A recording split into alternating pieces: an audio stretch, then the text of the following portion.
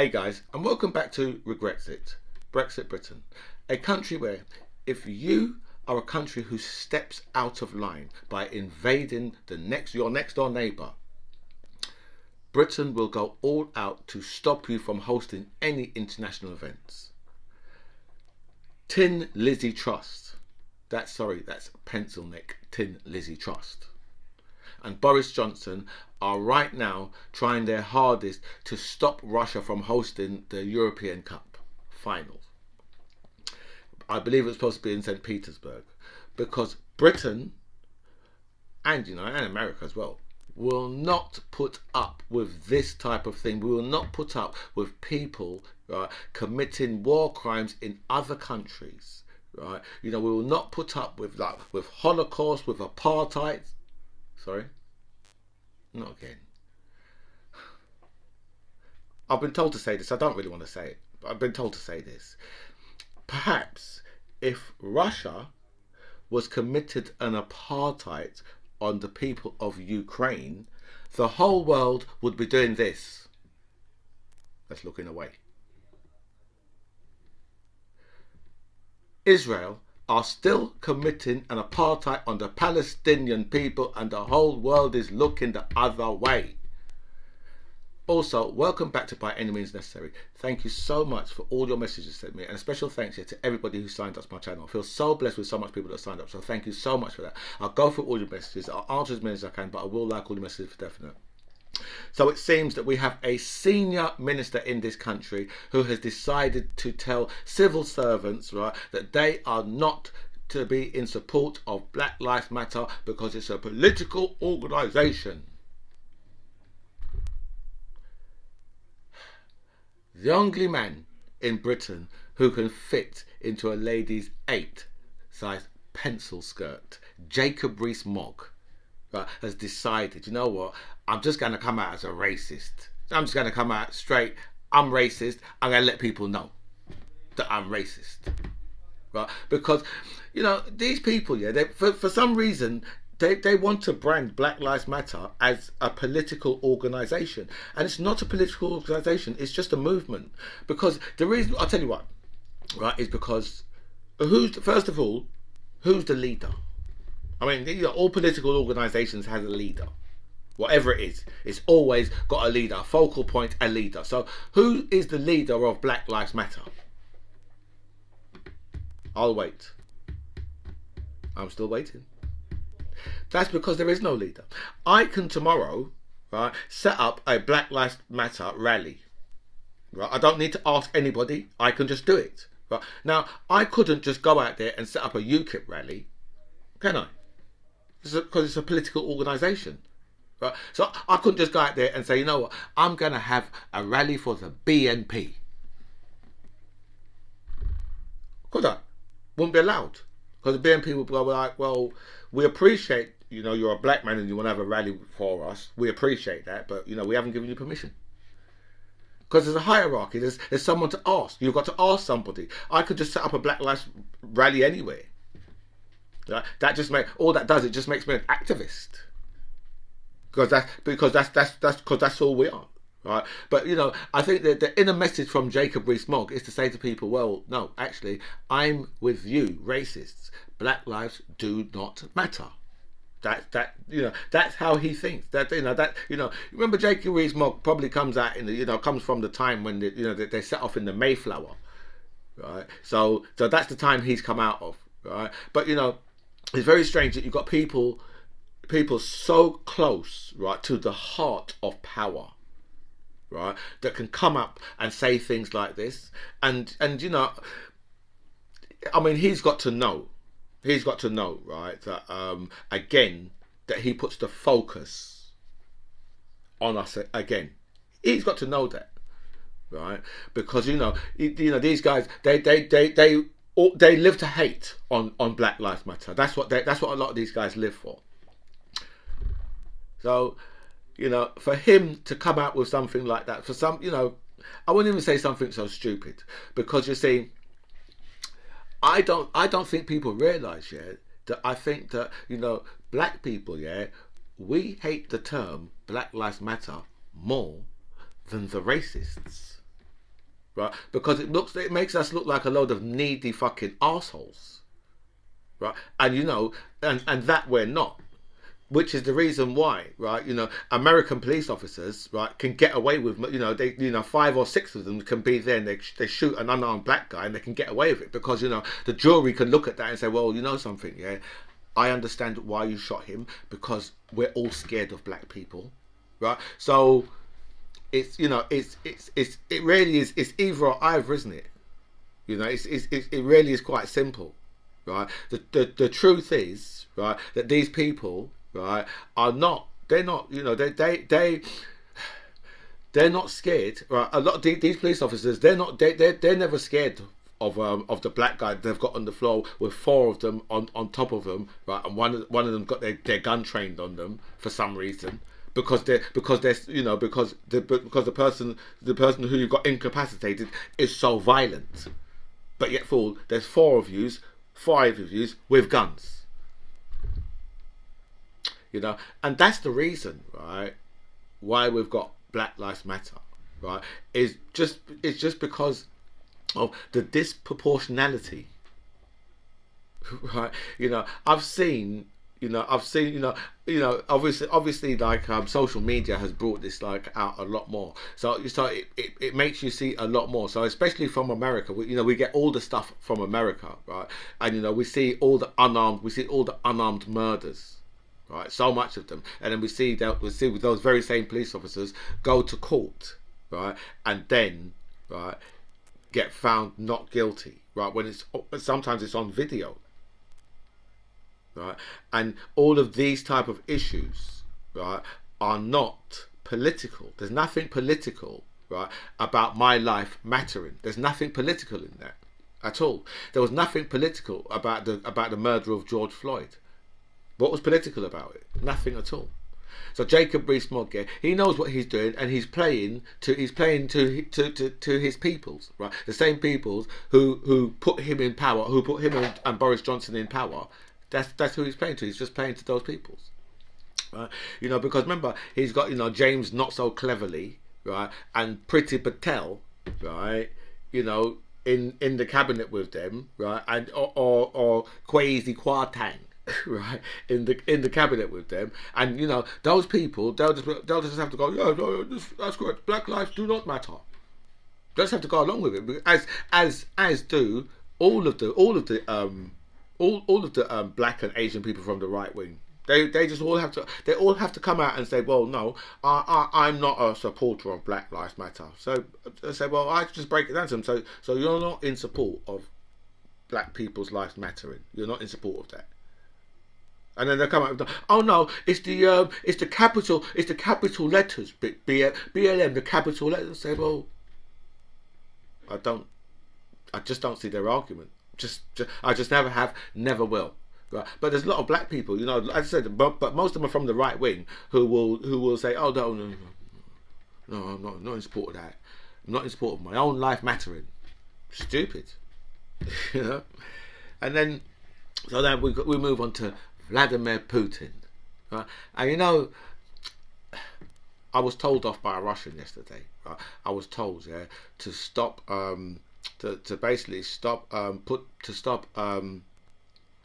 saying things that are, I can't remember what the actual wording was now, but I was told to basically stop saying, I can't remember what the wording was now. I wanted to get the actual wording exact, and I just can't. It's completely gone out of my mind, right? But I was told off by a Russian. I was told to stop saying basically derogative things about Russia, right? And he then went on to say, or she, I don't know, right? Then went on to say, right, that perhaps, right, get your roads in order and your healthcare in order, because Russia's is better. Well, I can't really argue with that because ours has been really run down in the last few years, and there is a lot of potholes in our roads, so I can't really argue with that. But anyway, let's move on to Russia anyway. So look, Vladimir Putin, now, right, has in the first place, yeah, Vladimir Putin, he went too quickly, right, and now he's gone too far, right? Because the reason why he went too quickly, yeah, because he should have waited until Nord Stream 2 was set up before he done this move. Before he done this move, right? Putting his troops on the borders, like before he done that, he should have made sure that Nord Stream 2 was fully set up and it was already feeding the Germans already, right? But right, where I say he's gone too far. Now, he's gone too far because Vladimir Putin was not expecting the Germans to say, you know what, we're pulling out of Nord Stream 2 because you know what, you have invaded. Because Vladimir Putin has not actually invaded. Not yet, right? Because those two parts, yeah, of Ukraine, right, he's declared as independent, so probably part of Russia now. So he's declared them as independent, part of Russia, right? But I think they're already made basically in Russian hands anyway, right? And most of the people around there are probably Russian speaking, right? So he hasn't really crossed over into a part of Ukraine that is really in dispute. So that's what I say. So now, because of that, he wasn't expecting the Germans to say, right, okay, you know what, we're pulling out of Nord Stream 2, that's it, we're done with you. He was never expecting that, right? So that's why I say he's gone too far. And now all of a sudden, overnight now, Vladimir Putin's coming out and saying, well, there's always room for negotiation. We can always negotiate about certain things. He's still upset about NATO. I mean, that's his main beef. Yeah, he doesn't want to be surrounded by NATO, right? And you know how they keep saying to you, oh well, NATO is it's a peaceful organization. Yeah, it's beheaded by the Americans. When have they ever been peaceful? Right? So this is the thing, right? Because they keep on saying that, oh well, NATO's peaceful organization. I mean, it's nothing to do with nothing. NATO's not. It's not an aggressor, right? But it's headed by the Americans. Right? So therefore, right, the Americans are the most aggressive on the face of the earth. Right? There's no one more aggressive. Right? If you want to know where that comes from, right? Just count how many countries since the Second World War America has bombed. I guarantee you it's over 50. Guarantee it's over 50 countries that America has bombed from after the Second World War. Right? Okay? Right? It's going to be a whole lot. Because they've been everywhere. They've been doing all sorts. That's the thing. They've been doing all sorts. Right? So when Putin's talking, that he doesn't want to be surrounded by NATO. Right? Obviously, if he goes into Ukraine, yeah, he's going to be, he's putting himself even closer to NATO because Romania is in NATO, and they have a border with the Ukraine. So he's putting himself in much more into harm's way. But I don't. A lot of the British people are saying, "Oh yes, we need to stand up and we need to do. Get right in there and make sure that no Russian money can be." The Conservatives are run with Russian money. They're awash with it. You've got people paying Boris Johnson to play tennis. Right? Boris Johnson made one of them a lord. Right? I think the guy that used to own the Telegraph or something like that. Boris Johnson made him into a lord. He's in the Russians have been able to buy like a visa. To buy citizenship for £2 million. Not rubles. We wouldn't take the rubles, but £2 million. They've been able to buy their citizenship. Right? And that's all. And as I said, hundreds of them have taken that up. Right? The Tories have got so much money, right, from the Russians. It's unbelievable, right? But you see, all the sanctions that Britain did speak about, right? And something, yeah, they're just those sanctions is nothing. No, those sanctions don't mean shit. Right, because Britain will still have all the Russians spending their money, right, in London. right? Trust me on this, right? So all the sanctions that Britain brought in is crap. The one that really, right, has sent Putin back to one of his big ass tables, right, is Russia telling him, you know what, we're pulling out of Nord Stream 2. That is the one that's real, because that's really hurt him. Right? And that's the reason why now, right, he's ready to start negotiating again. Right? But, you know, if the negotiations break down, then, you know, you're looking at a man who's really got nothing to lose. Right, so he might just carry on and just continue right through. If he thinks, you know what, actually, well, I've completely lost Nord Stream 2 now anyway, right? And you know, Putin, you know, I see Putin, and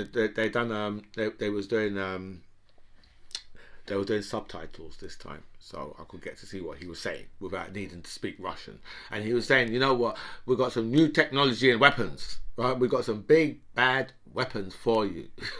This is what Putin was saying. Do you know what I mean? And I think because he's linking up with the Chinese, yeah. Look at me, I've already gone over my time and I've still got some Brexit stories to talk about. Right, because he's linking up with the Chinese, right?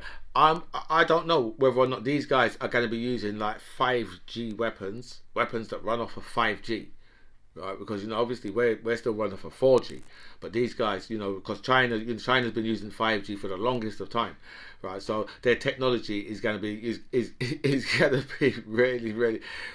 And you know, that's another thing, you know, how the world is going after the Chinese as well, right?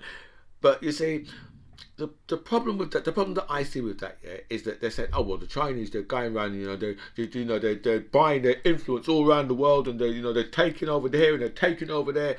I'm saying, okay, but you know, they're doing that with cash. They haven't gone over with guns. Right, murdered all the men, raped the women, right, stole all the stuff out of the country, and then thought to himself, actually, this country, it looks alright. Actually, it's not nice sun, nice beaches. Yeah, we might stay here. We might keep this country. No, the Chinese, right? You know, they might go over there with the money lender's intent, right, to put you in debt, right, and then when they're ready, they can take your stuff. Right, but I'm quite sure, right, that's better than you being murdered, right, and your whole family being slaughtered, right, and put into a mass grave.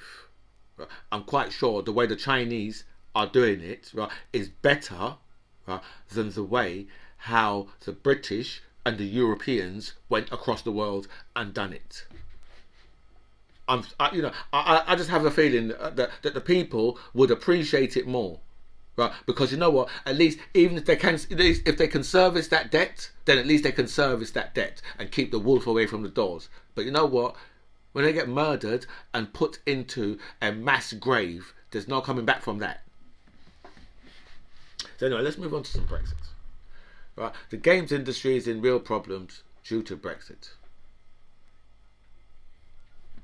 You know, because we have, you know, in this country we have got a massive games industry, yeah, and obviously it's really suffering now because obviously, you know, I suppose getting parts in, you know, information, things like information sharing and that, because you know there's going to be a lot of things that they've been cut out of. So you know, obviously Brexit is causing a problem all over the place, and you know whose fault that is? That's you Brexiters, right, for your foolishness, right? Plans to force UK firms to put their goods through costly post-Brexit. What's it? You see? And this is causing real frictions, yeah, within the... let me just read that again, right? Plans to force UK firms to put their goods through costly post-Brexit tests before they can go on sale have plunged into confusion by the cabinet split. So the cabinet is split over this, right? And Jacob Rees-Mogg has just said, you know what, I'm going to get rid of all the red tape. Say, okay, well, how are you going to do that? Well, Jacob Rees-Mogg has just said, well, this is what I'm going to do, because there's no need for the red tape, so I'm going to get rid of it all. So how are you going to do that? Because it's not your red tape. You know, like when you've got a neighbour with an annoying wall, but it's their wall, right? And you know what? They're not going to do anything about it. So what are you going to do? You're going to go and fix the wall, because they can just break it back down and just say, you know what, I wanted my wall broken down. These guys have got no control. These guys have got no control, right, over any of the red tape, right? So they might believe they have. I mean, if they, I suppose goods coming into the country, right, they can just abandon all the red tape on that if they want, right? But that's down, because that's completely down to them. I suppose they can just do that. They was doing that before, so I suppose they can do that. I suppose that must be what Jacob Rees-Mogg is talking about. But he can't be talking about any red tape from the other side, because they've got no control of that. They can't control that at all. They've got no control of that, right? And a farming story.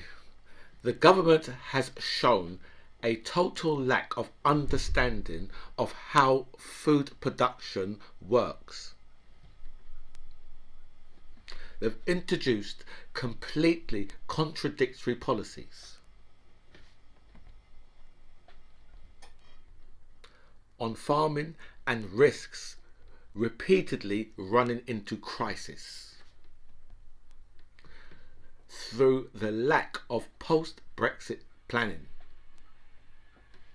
That woman from the farming union said this yesterday, because that's who these people are. Because there was no plans for Brexit. Brexit was always going to be a complete shit show, because that is what Brexit was about in the first place.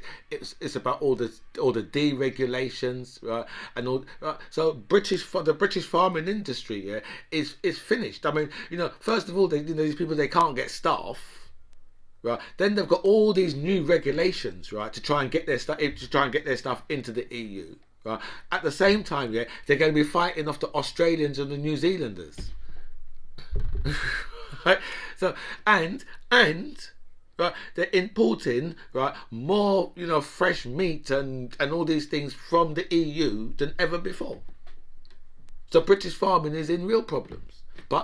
And a lot of the farmers, they voted for Brexit, but I'm quite sure that they knew exactly what they was voting for. Look at me, I'm just so well over my time already. Right? But I'm sure they knew exactly what they was voting for, and they voted for this. So you know what I say? Good luck to them. Anyway, guys, this is By Any Means Necessary. I'm the MC John Ribbs. It was really nice to speak to you guys. Comments below.